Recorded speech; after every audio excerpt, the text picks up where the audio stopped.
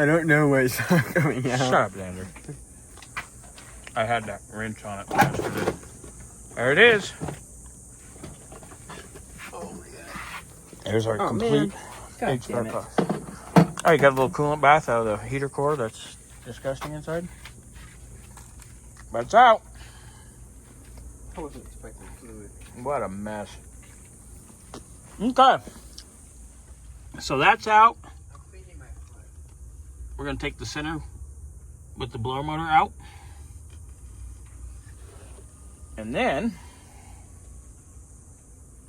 we can mask off and seal off our holes in the firewall.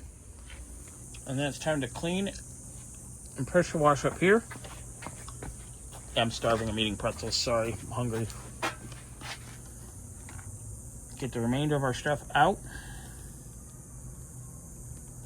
And then it's time to pressure wash and then get ready for paint.